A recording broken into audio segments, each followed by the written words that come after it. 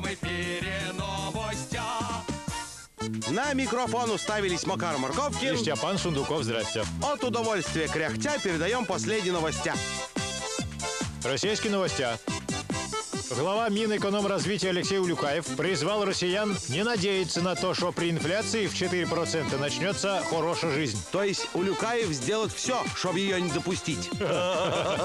Но, с другой стороны, меня это заявление министра экономического развития обнадеживает. С чего это? А он всегда в своих прогнозах ошибается. Причем на 100%.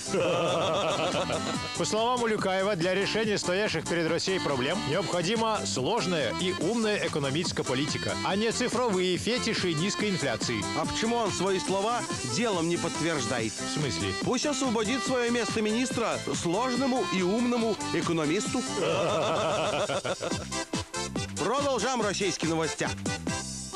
Глава департамента торговли и услуг Москвы Алексей Немирюк заявил, что столичные власти запретят продавать шаурму в киосках. Ну, в принципе, в Москве денег и так много. И потерять пару-тройку миллиардов от продажи шаурмы – пустяк.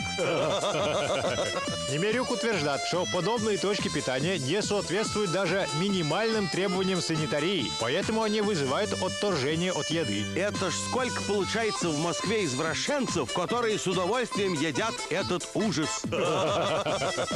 Немирюк добавил, что, цитирую, у владельцев таких киосков даже желания не возникает понести хотя бы малейшие затраты, чтобы привести все в надлежащий санитарный вид. Ну, может, у них на это причины есть. Может, чем антисанитарнее, тем легче заманить к киоску бродячих собак.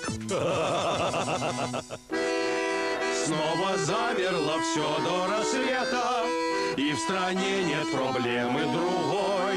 Нет ни санкций, ни цен повышения, вот и боремся мы с шаурмой. Ну вот и все. Что будет дальше? Потом расскажут новости.